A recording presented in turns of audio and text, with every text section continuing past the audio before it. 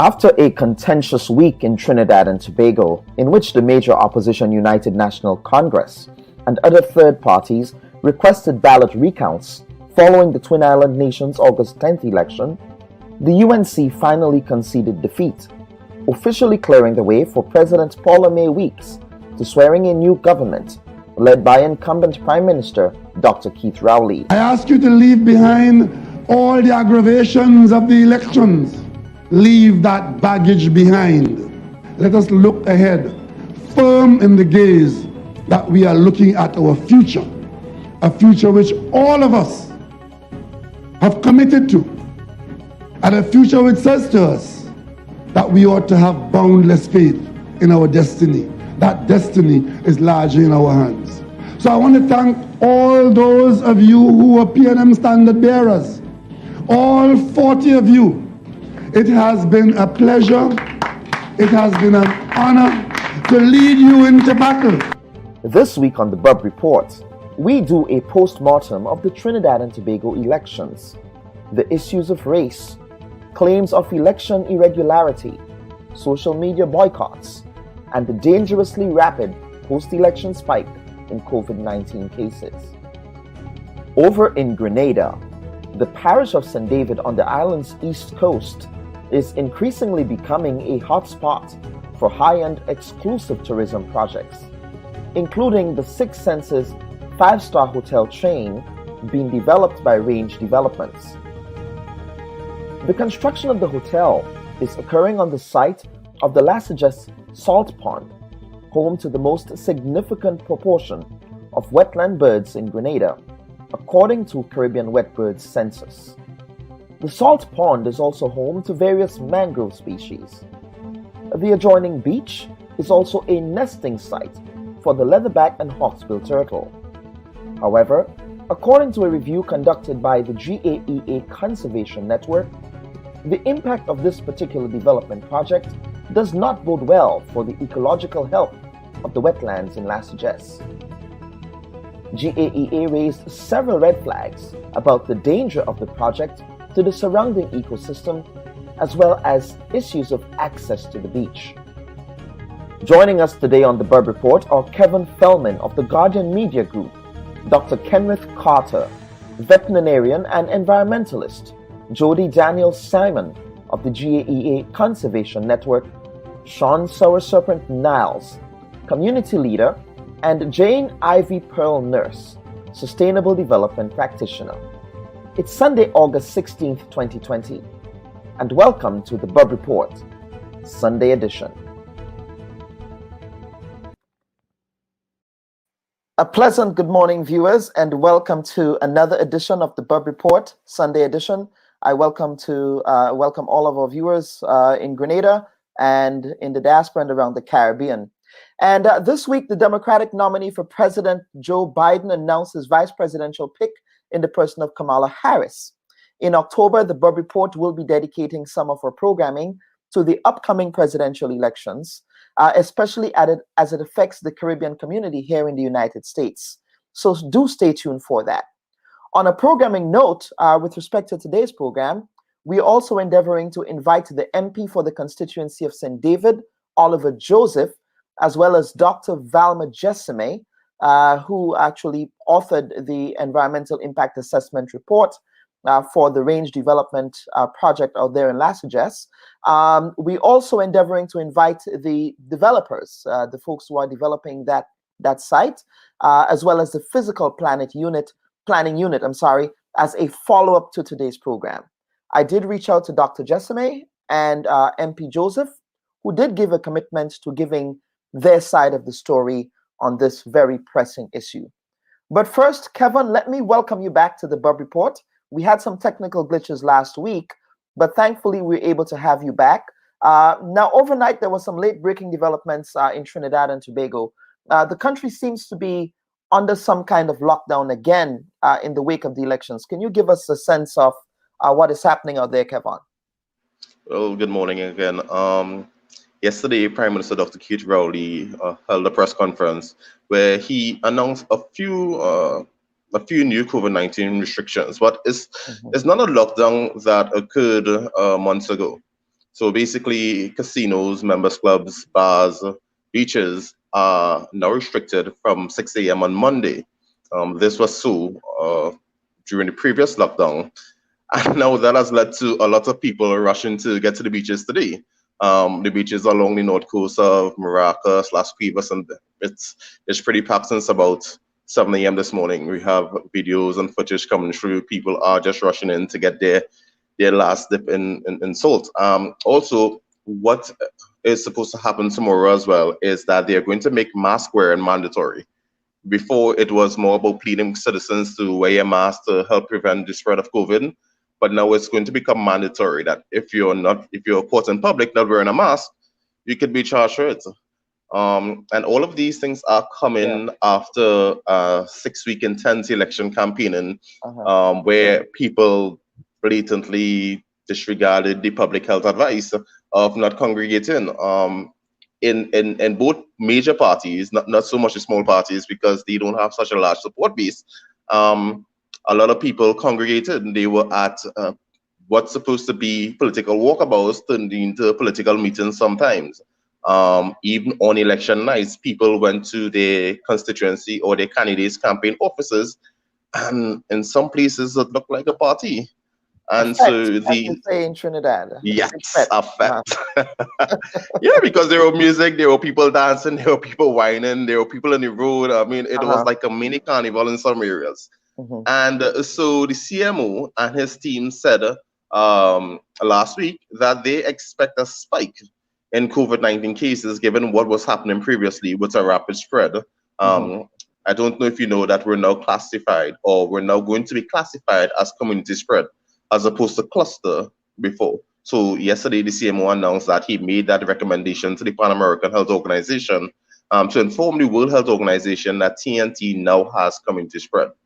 Because in a lot of cases, you really can't find where people got, contracted the virus. All right. So because contact tracing would be virtually difficult to accomplish under those circumstances.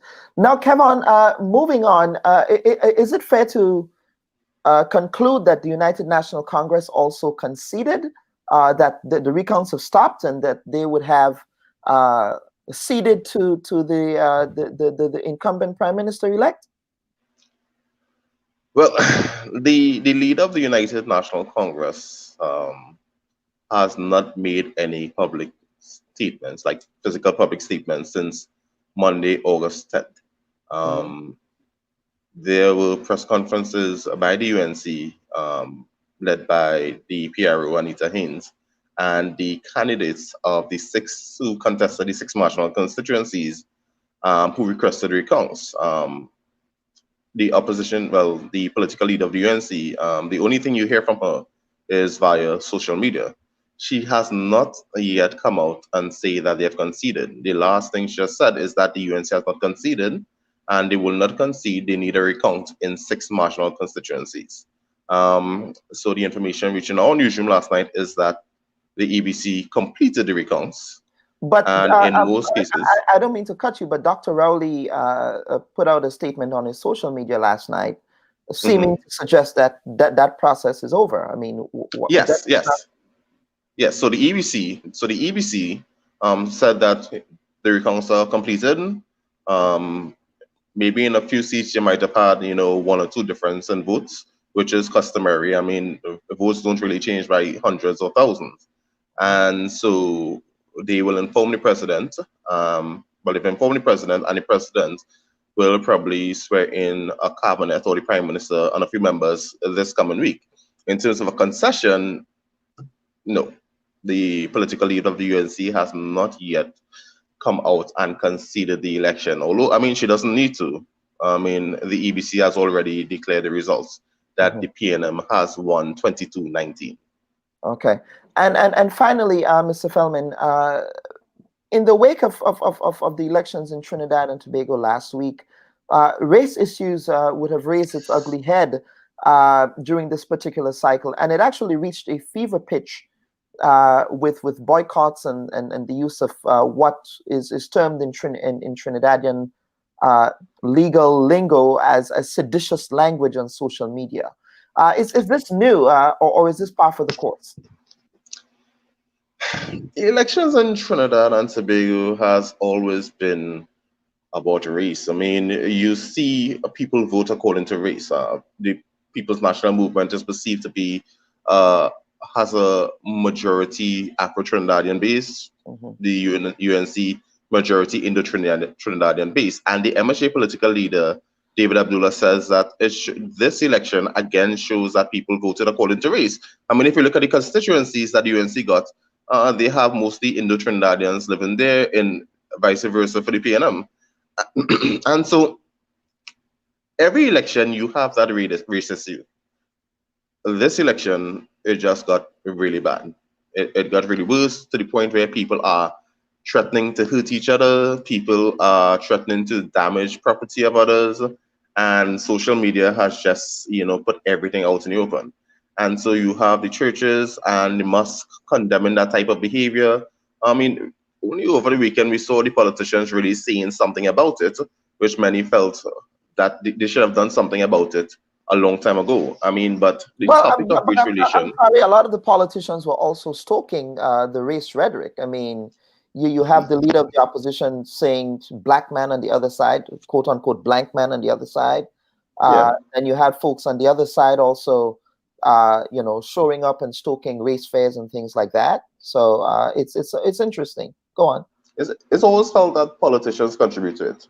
I mean, obviously, the government runs most of everything in Trinidad and Tobago. It's not like the US economy where the business runs a lot of things. So people tend to support and follow governments and follow people who they think could do something for them. And as a result of that, they follow what their leaders say. I mean, politicians hold a lot of influence. I mean, politicians are the most popular people in Trinidad and Tobago. So if you have politicians preaching poor race relations, obviously the people are going to follow. Some people are going to follow. And so I think politicians need to address that. We need to have that conversation among ourselves, among the races, and we need to get over it, because minorities in Trinidad, the Asian descendants, the Syrian descendants, even whites, if you talk to them and you really don't see them feature too much, they feel a lot of racism as well. They just don't talk about it because they're a small group. But I mean, it's something that we need to talk about, because none of us are going anywhere. All right. So, yeah, Kevin, thank you so much. This was an enlightening discussion.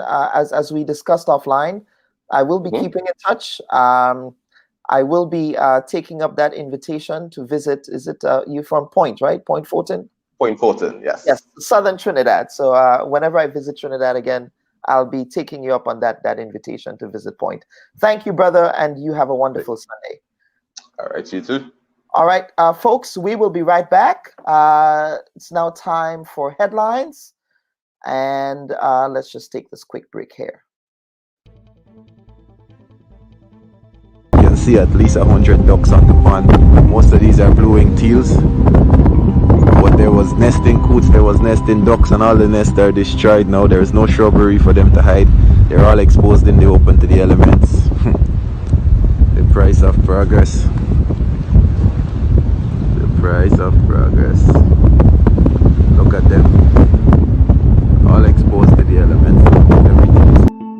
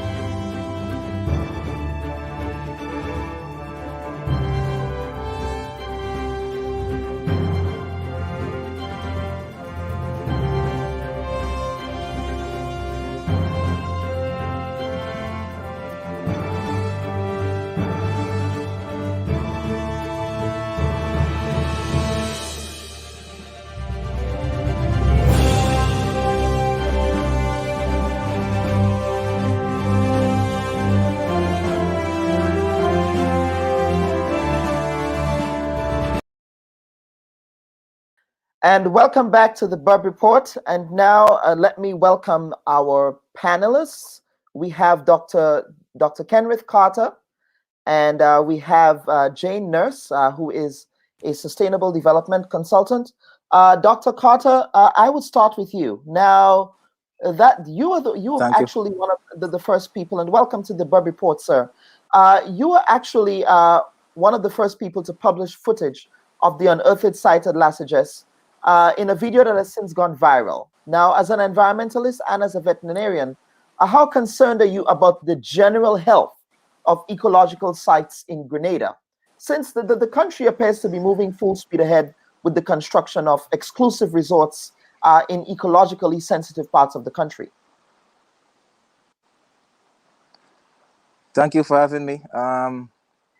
First of all, I'd like to just say that development and a sustainable ecosystem could go hand in hand. And what we have trend in Grenada is that everyone is to be one of those big hotels, and they keep talking about big jobs and bringing money back into the communities. Most of these communities, the people who are in need of employment in the communities are not the ones who get the jobs in these hotels. As you can see, like the last suggest point, for instance, although we call it a salt pond, just for clarity, it's not. It would be more of a brackish water pond, but it would be the last single area of biodiversity for birds in the island. There is arboreal species. There will be terrestrial species of birds like marking birds, all of those. There will be water birds like the American shilcoot, the common gallinose. These birds need a certain type of habitat to survive to breed. It was a top breeding ground for herons. There are 6 different types of herons that would be known to breed there. There are the migratory species like the blue-winged teals. At any given time around Christmas, you can see anywhere from 50 to 100 ducks there. There are a few species that would be incidental finding. And there are the shorebirds. Loads of shorebirds, the sandpipers. It have a bit of everything come together, and there is no other site on the island with so much biodiversity. There's fish species. There would also be just everything, anything, the trees. So biodiversity would say flora and the fauna. So not just the animal, but the different type of trees, the different type of mangrove. There were some red mangroves. There were different types of mangroves there. And habitats like that serve as a way, one, to cleanse the neighboring environment. So like the Lasages Beach, which is also, besides turtle nesting, there would be foraging ground for green sea turtles because of the seagrass. On the back beach, for instance, there's a large population of different type of hard and soft corals, which hawksbill turtle prefer to forage, as well as a nesting ground for hawksbill turtle. So many different things you can see in that location that this development will impact. The other thing too, it would impact the livelihoods of people who do like tour guides. There are loads of people. The Grenada Boarding Club, I think, use there a lot. Myself and other individuals who are interested in research and wildlife would have been using this site to collect data. There's loads of people who did with the local university who did a wildlife and conservation or marine biology and wildlife degree, which this site would have been one of the sites that they visited or they have their thesis based on.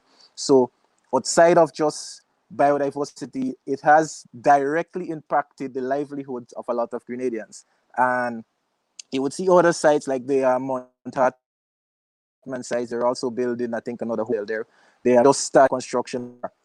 And there was a video on Facebook recently where you can, I think what would be Walker's house is literally maybe 6 to 6 away from the pond. So the sewage runoff, the noise pollution, all of these things would be affecting the wildlife at the Livera Pond. And some of these sites should have been, they may still be timely, not because some of these lands have sold to private hands, but some of these sites should have been what you call a national heritage site. You could Okay. have just so much. Yep. Let me bring in Dr. Daniel Simon. You would have seen the data and the research with respect to the ecological sites in Grenada. Is what Dr. Carter saying congruent with what you're seeing as well? Yeah, definitely, for sure. I'd definitely like to echo everything that Dr. Carter said, particularly that last address. So he mentioned a bit about students doing work in last address. And as a student at SU, and I did my undergrad, that was one of the first sites we went to for doing waterfall surveys. In addition to that, when Birds Caribbean, which is a regional international organization focused on conservation of birds in the Caribbean, whenever they come to Grenada for either training purposes or even also for training individuals on how to become tour guides, that's one of the first sites we go to, because that particular site has a really diverse bird community. So as Dr. Carter mentioned, you're getting birds that are typically like wetland dependents, like your waterfalls. You're also getting birds that are shorebirds along the shoreline, and you're also getting birds that are what we typically would classify as terrestrial. And of all the sites we've seen in Grenada, Las Address is, I would say, a cut above the rest. Livera has a lot of waterfall, but it does not have the diversity that Las Address wants. Jane, you're in the business of sustainable development, if you will. Now, is this really sustainable? Is this model sustainable? This balancing act that policymakers are attempting to square? The short answer is no. But let's also zoom out a little and have a big picture view on this.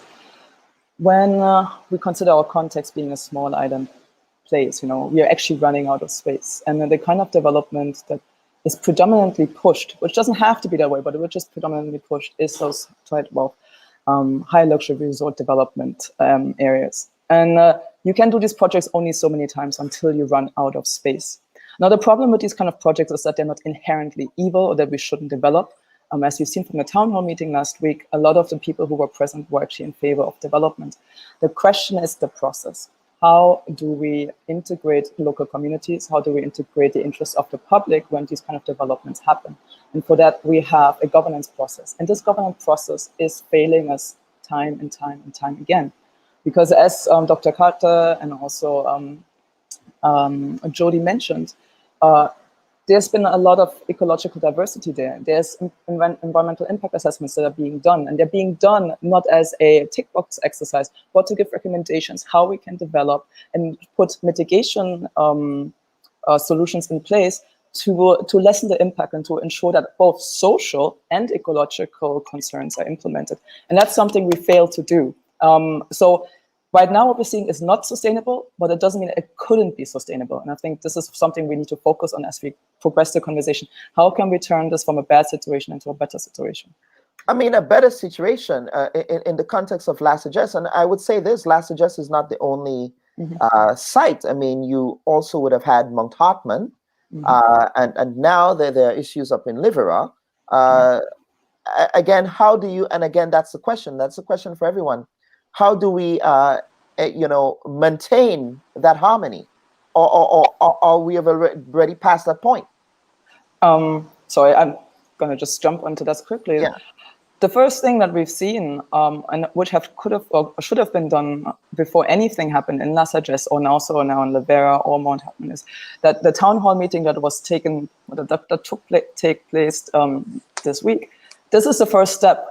When you bring in large-scale developments of that sort, the first step is you communicate with the people on the ground, with the local communities, with the experts in the country. And then you would see, A, what is the sentiment? B, what are the concerns? And also 3, what are the assets in your local community?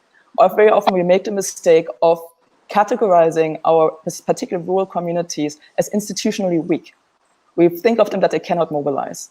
And we think of them as not asset rich, that they don't have people with expertise or information that would be useful for a development process. So in order to mitigate against some of the things that you were saying, the first step is to communicate and to engage with people transparently in good faith. And that's the problem that we see over and over again, that we just do not do because we discount our own expertise in the country. Dr. Carter, you're from the St. David area. You're actually from Primrose. Did you get a sense that there was any kind of consultation? And I would preface this follow-up question by making a point. Go ahead. I'm sorry. Go ahead. Okay, so I was one of the people, myself and Dr. Daniel and a few others, we saw the original EIA, and it said that there were community consultations via questionnaire. Now, I play football in Las Vegas every Sunday morning. I ask everyone from the different communities, I ask people in current. Nobody could have seen this questionnaire. Now, we're on Las Vegas Beach. I probably spent, before the lockdown, I would have spent maybe at least every 2 weeks on that site looking at the birds, documenting the data, during and after, and I couldn't find a single individual who got any information or a questionnaire who was asked this development, how would it impact you, until we get to the town hall meeting. And for a lot of people, the town hall meeting was the first time they heard of exactly what's going to happen down there. And that town hall meeting was last week. That's after the fact, right? Yeah, it was after. So in the original EIAs, it suggests all meeting should be held before the development started. And I think that was one of the things that got the project passed, that the original EIA. However, a lot of this and a lot of other recommendations was not upheld. All right, Dr. Daniel. Dr. Daniel?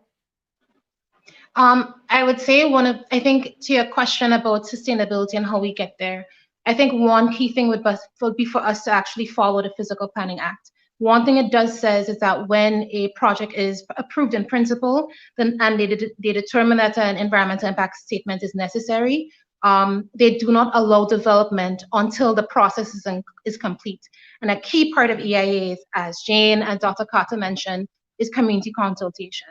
In addition to this, we have an EI committee that makes recommendations, and I'm sure oftentimes they may have opinions that there should be modifications to sometimes the development plans. But again, we have no transparency as Grenadians as to what the recommendations of the EI committee are. One.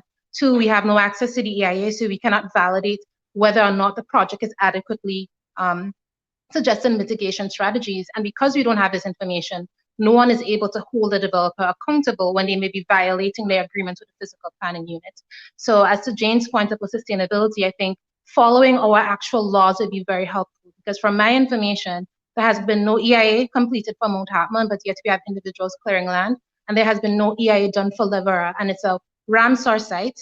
It's a wetland of significant importance, and we have individuals building on the border of the wetland, which I think is absolutely ridiculous considering that we haven't had an EIA, we haven't had adequate community consultation, and much of the plan that I see, there is no way anyone who is working with turtle conservation, anybody working in fisheries or forestry management would approve such a plan in that area. All right, I'm going to bring in Sean Soursop and Niles. I actually conducted an interview with him yesterday because they were also having issues with beach access, and we will talk more about that on the back end. But let us play that clip from Mr. Niles, good morning to you. Thank you for joining the Bob Report. Good morning, Kellen, and how are you? I'm doing well. So I have some questions. I want to begin by asking you, what is the current status of the stalemate up there at the Las Vegas development? Well, I would not want to say it's a stalemate. What happened last Wednesday is that we had a town hall meeting with the developer, the owner, and people on the range team. So we intended to be there for about an hour and a half, and we ended up being there for about 3 hours. It was well over 100 persons, and persons anticipating answers for the questions. Very, very interesting questions. Person raised questions from socio-economic effect, heritage sites, importance, historical significance, and things of this sort. So we had questions galore. And so we had to promise. We went so late that we had to promise a part 2. So last week Wednesday was Town Hall 1.0. So the next time, maybe in 3 weeks' time, it would be Town Hall 1.2, 1.1, right? But there were a lot of questions were asked, a lot of questions were answered. But our intention is not to beat down the developer, but to come up with the best scenario that would suit all and sundry. But in hindsight, Mr. Niles, they're having consultations after the fact. Right. What I believe, and I stand corrected, is that before a major development is set in a community, there must be community involvement. Persons should be involved. They must be informed. Community leader groups and leaders must be well informed so that the ordinary man should know what is going to happen, when it's going to happen, how it's going to happen, and who's going to make it happen. So it would not be a shock to us all. I live right next to La Sagesse. Actually, 1 ridge from me is La Sagesse. So where I'm standing here is La Sucia. And in 10 minutes' time, if I go over the ridge, I'll be at La Sagesse. So it's a community issue. And I'm a nature boy. I'm a nature freak. I'm always out in the environment. And so I went there fishing, and it was my son and his mom. And shockingly, I just saw a new place, a new strange place. When I looked, I realized, hey, the lake is there, the birds are on the ground, the crabs, something is smelling, the crabs are dying, right?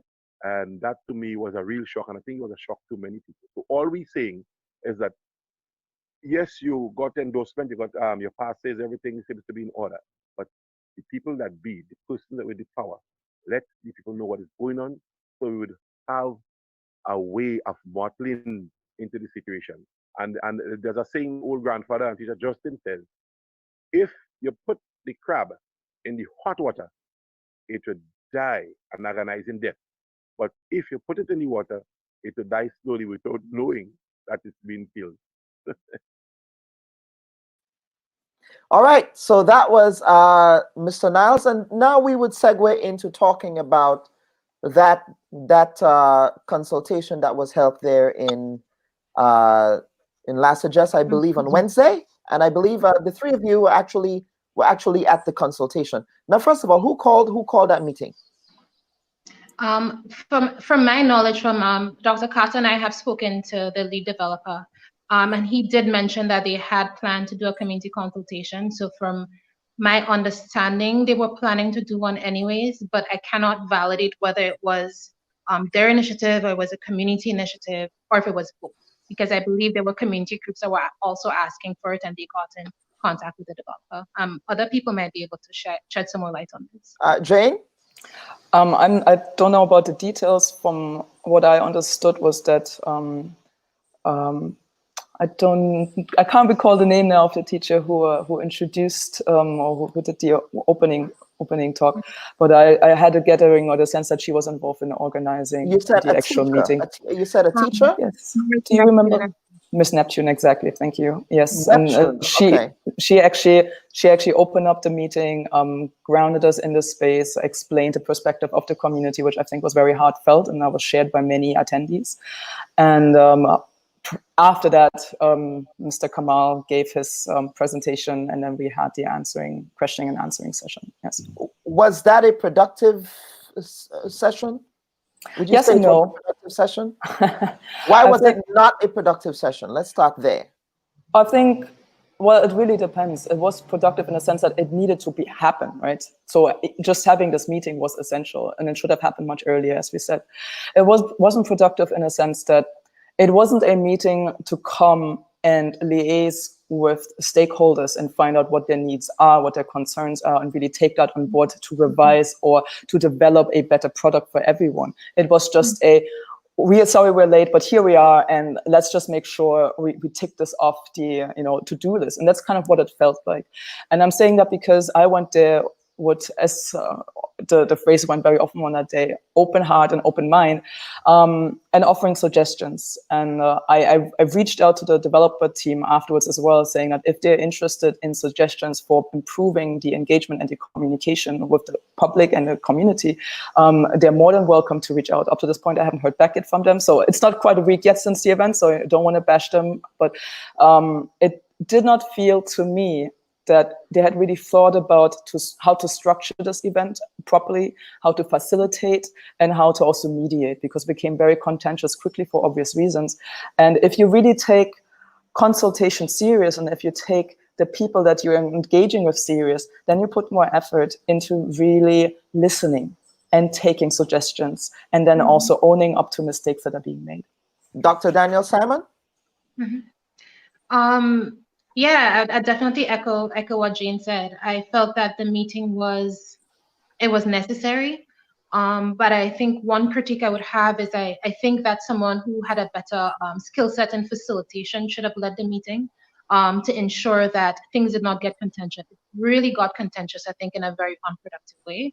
I know there were other parts of the range development team that was there. So one thing I would suggest to them going forward is to ensure the individual who facilitates a meeting is a trained facilitator, to ensure that we are, yes, understanding the developer's perspective, but we need to take the community's concerns into consideration. Particularly one question I had raised, which many people had raised before, which wasn't answered, which is there going to be access to the back beach? It's a question we raised to them. It's a question that came up again in the meeting.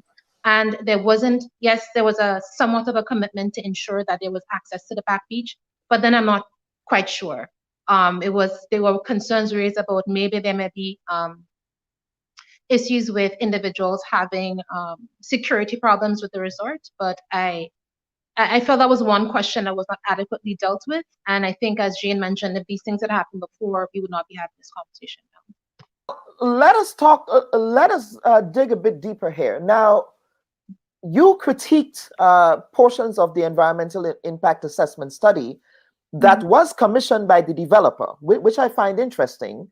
That now, first of all, I don't know what the process is for how EIAs are commissioned. I would be under the impression that the state would be ensuring that they are independent EIAs done. But the EIA that you reference is actually a commissioned EIA by the developer. So, but you also critiqued elements of that EIA. So two things I want you to answer for me. Is it the best practice that EIAs are commissioned by people who want to develop a particular site? And secondly, what was some of the most pressing issues you had with elements of that EIA, which, as I understand it, is supposed to be public? Yeah. One, I would say, from my experience with EIA processes, for instance, in Manitoba, Ontario, oftentimes developers are the ones who might subcontract an individual to do an EIA on their behalf, which can be biased. And this is where my concern comes in. Even if the developer gives you a highly biased EIA, as the EIA committee, there are people with wide range of skills that are able to comment, okay, you mentioned this, but this mitigation strategy or suggestion is not adequate. Or the terms of reference that we gave to you that said, in the case of this one, please talk about the impacts on the marine environment. This was not covered in the EIA. Please, you need to go back to the drawing board. So even if the developers want to commission the EIA, we have a government institution, which is the EIA committee that reviews the EIA. How active is that? How active is that? How active are they? How vocal are they? What kind of legal teeth do they have? In other words, that says if these elements of the EIA are not met, what can they do? What can the state do to ensure that they're actually following up on those recommendations? From my understanding, according to the Act, the decisions made about what happens with the development is supposed to be informed by whatever the EIA committee says.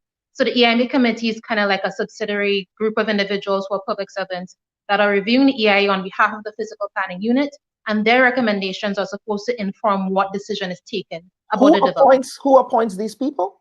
How are they appointed? Are they public servants? Yes, they're public servants. Appointed by the minister? How does that work?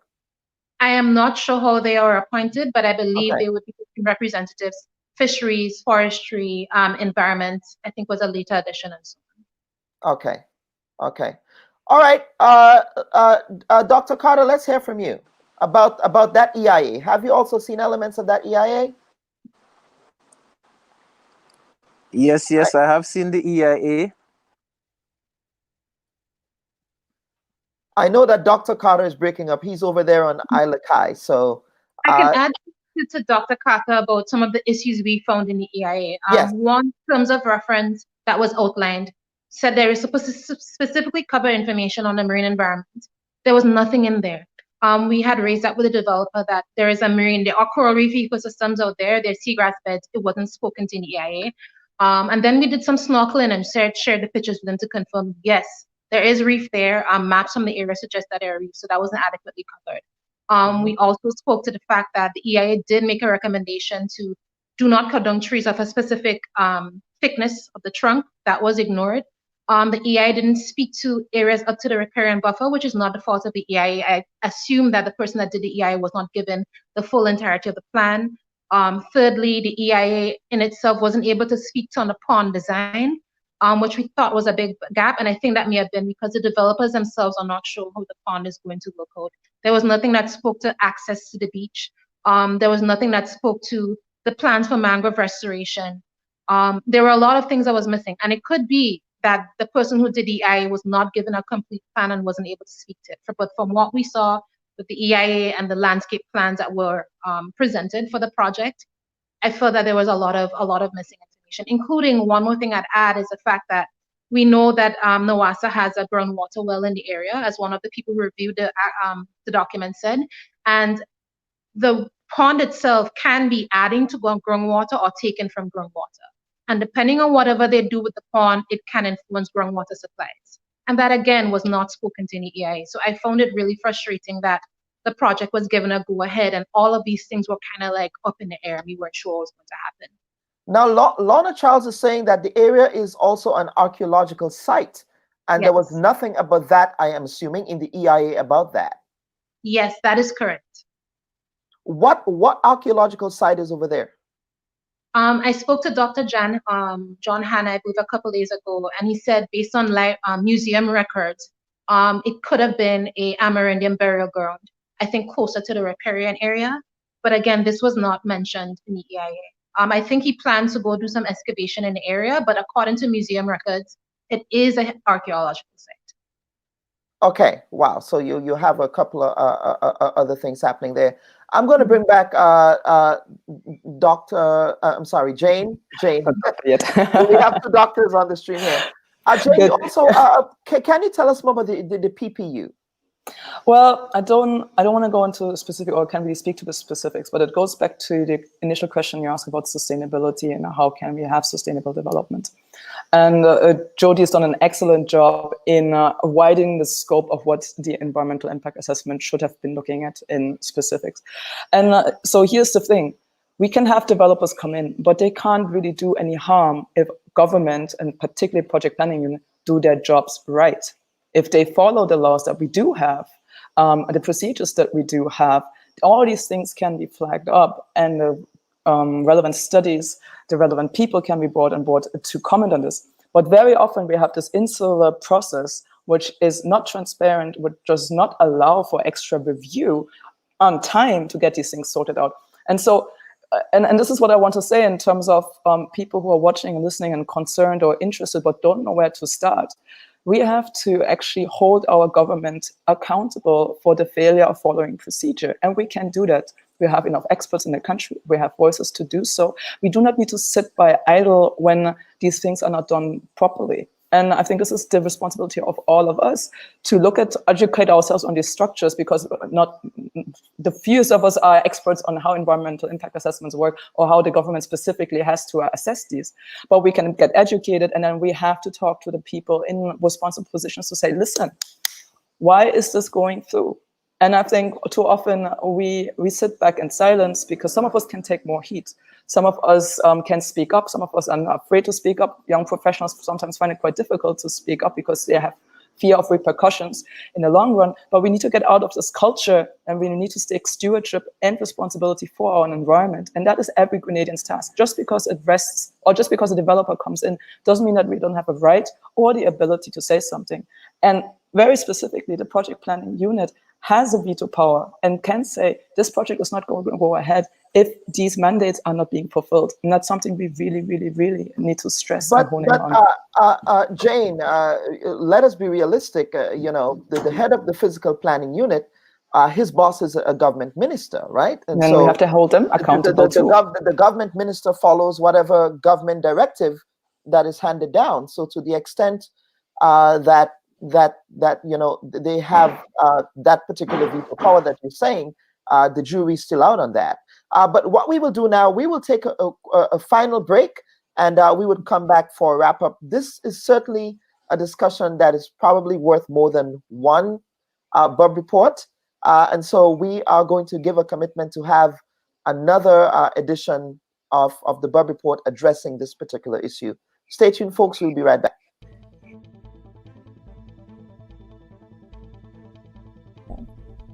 Paralleling Yannick's discussion of women's bodies as her treatment of the Caribbean environment, Yannick pairs a look into the consequences of patriarchal power with a critique of beach privatization.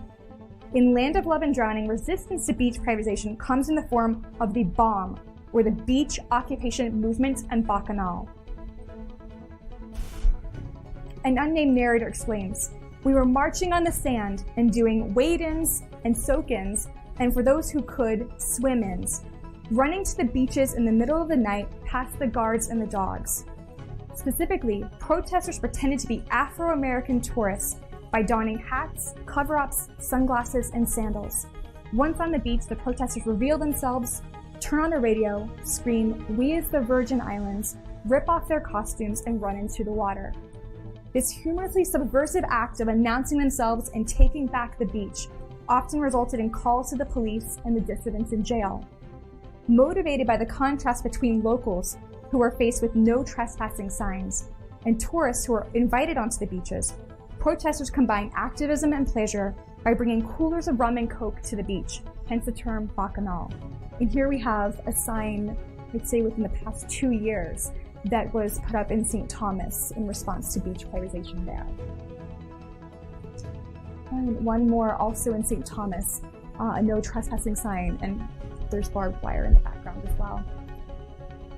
In fictionalizing the beach access movement in the Virgin Islands, Yannick calls the efficacy of public trust doctrine into question.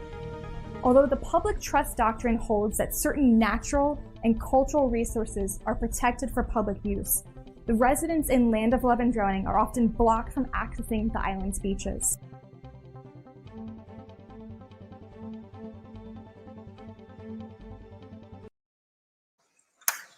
This was a clip from a lecture conducted by this professor there that speaks to the pattern of, I guess, access to local beaches in the Caribbean, especially when developers are coming in. But Jane, I will get back to you and expand a bit on some of the concerns that you would have raised at that meeting as well. I mean, so you're saying that last suggests, I mean, we also had an issue out there in Corinth with access to the beach. There seems to be other pockets in Grenada where we have these concerns. If from a 360-degree angle, what is the current state of, and this question I will throw out to everyone, what is the current state of our ecological health in the country? I think that is probably Jody and Dr. Carter, they can speak more to it. But I think, let me give another example, because oftentimes when we, and there was also a sentiment that came out in that meeting on Wednesday, that when we speak about environmental concerns, people go, oh, you know, yes, the birds and the turtles are important, but what about people and their jobs and their livelihoods and all of that stuff? And I've worked in tourism for 3 years. So I'm not anti-development or anti-tourism or anything like that. But I work with repeat guests, for instance. They would come to Grenada like 19 years in a row. And I keep asking, well, like, what keeps you bringing back to this island? And they will say, it's safe, the people are friendly, and Grenada is untouched and unspoiled. And so when we take away these special areas of interest, ecologically speaking, you know, you take away from our tourism product, you do.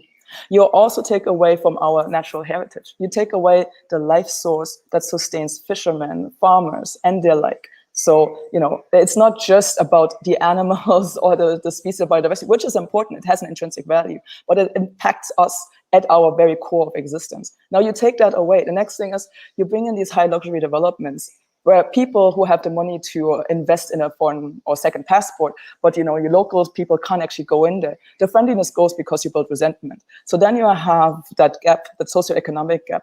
The next thing is if people then also get disenfranchised, because these are short-term development jobs that come in, and they don't necessarily pay people a living wage. There are often minimum wages that come through, even though they have ripple effects. Still, it doesn't actually bring people up economically or socioeconomically. So you have lost your ecological value. You have lost the friendliness of the people due to resentment. So what goes up? Crime, the potential for crime goes up. So you lose three important elements of who we are. And so this is why I'm saying these projects, whether it's La Sagesse, whether it's Mount Hartman, whether it's La Vera coming up now, these things are not isolated projects. And when you stay silent on one project, you lay the tracks for all these other projects to go through and erode the very core, the pillars of our existence of this island. So because of that, we need to care about not just the environment or the ecological state. We need to think of the network, of the overall holistic sphere of this. So in terms of answering your actual question, I'll defer to Jody and Dr. Carter, please. Dr. Daniel?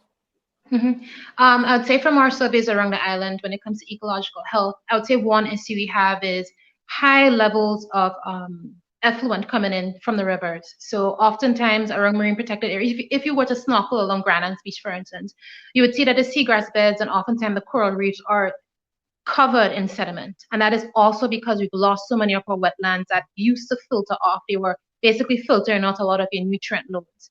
One issue they had in Marlene Bush's Zoo area, where they had to work with farmers to manage pig farms more effectively, is because a high level of nutrients were getting into the river and making its way all the way to the marine environment. And then we have these coral reef ecosystems, which is the basis of our fisheries, covered in algae, and then they're dying off. So I would say that from an ecological standpoint, I think we can do a lot better globally, nationally. But I'd also like to add a couple of things. One, that there's a national ecosystem assessment that is currently in the works for Grenada that is really going to look at what are the threats to our ecosystems, and then we'll making recommendations. And is that part of the blue economy? It is not. So this is it's an initiative that's been managed by Canary based in Trinidad. So we have authors from all around the Caribbean that are working to author a report for Grenada that is going to give you a comprehensive view about the state of our ecosystems, where are they going to look like because of climate change, and what we can do. So I think that document would be really helpful and help us contextualizing the current state of our ecosystems. But I'd like to add that particularly with the physical planning unit, as you had spoken to transparency and whether or not the EIA committee has teeth. According to the Physical Planning Act, the physical planning unit is supposed to be a unit separate from government. And it's supposed to be making decisions based on the head. We have a physical planning department, but we don't have a unit. So I think when we fully have that unit established, it would put us in a position where we won't have these issues with the director or the EIA committee makes a recommendation, but then some individual decides that no, we're going to ignore it. So I think if we follow through the act, the laws we have, we've been a lot better of a position. Dr. Carter? I believe, yeah. So Dr. Carter, he's over at Isla Kai, so he may not hear us. But let's wrap up, folks. Where do we go from here? Where do we go from here? How do we ensure, you're speaking about accountability. Where do we go from here? Where do we go from here on this question of issues of accountability, of ensuring that there is sustainability, because you also want regeneration, right? And when you have projects like these, what would regeneration look like? Jody, take it away. Yeah, Jody, yeah, and then Jane, I'll leave you to wrap up. Okay. One, I would say if you have an operating physical planning unit that is separate from government, and as the Act said is supposed to be, I think would be helpful. We also have a coastal zone unit that should be in existence, which I think would be also helpful, ensuring that we have these organizations, like you have the Ports Authority, they're separate from government, and I think that gives us a space to have more accountability.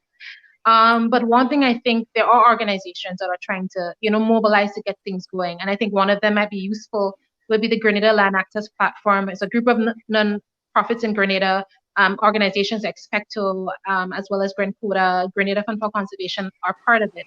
And the aim here is to really help looking at the policy we have regarding land management and see how best it is we can push Grenada in a direction where we need to go, specifically following all of the laws we have. But then also, if there are changes that need to happen in policy, we can really advocate for that as well. Jane? Hey, Dr. Carter's back. Yeah, you Hello. hear me now? Yes. Yeah, and then I'll go to Dr. Carter. Yeah. I'd like to echo Hi. what Jody has said. And adding on to that, I think there's 3 levels of accountability, really. There's the accountability that the developers have to take. And as at the town hall meeting, for instance, there were very good suggestions that were made in a forum and that the public raised. So from their perspective, taking these suggestions on board, because it's only going to make their projects more viable in the long run as well. Secondly, governance. We've spoken extensively now about, and Jody, you've done an excellent job on highlighting what our mechanisms are. So we're not without those tools. They need to be followed. And so in order for these to actually go ahead, we need a 3rd pillar, and that is public pressure. This is where we come in. Some of us are experts. Some of us work in fields where we are impacted. I came into this as a private individual. I'm not representing a group or speaking for anybody else. I'm concerned about it. And I saw what's happening. I've been reaching out for weeks. Who can I speak to? What's happening? And the town hall meeting was my first in to really understand what was going on with these issues. So when we see these things in our communities happening, and we have a personal stake because we love Grenada and the places around us, and we see that something like a meeting is being called or you're putting on a report, we need to share this information with each other. We need to come and attend. We need to start educating ourselves. And we need to start joining or supporting organizations. We don't have to necessarily speak loudly, but every single one who cares, we have skills, we have talents, we have things that we can offer. We can do it in a quiet way as well. So do not underestimate the power and the ability of our own private individuals to contribute to this process. This is, I think, the most important thing that I would like to add to this discussion. Dr. Carter, let's see if we can get you back there. So, Dr. Carter is out there Yes, doing that can you hear great me? work. Yeah, I can hear you. Let's see. Dr. Carter, any final thoughts as we wrap up?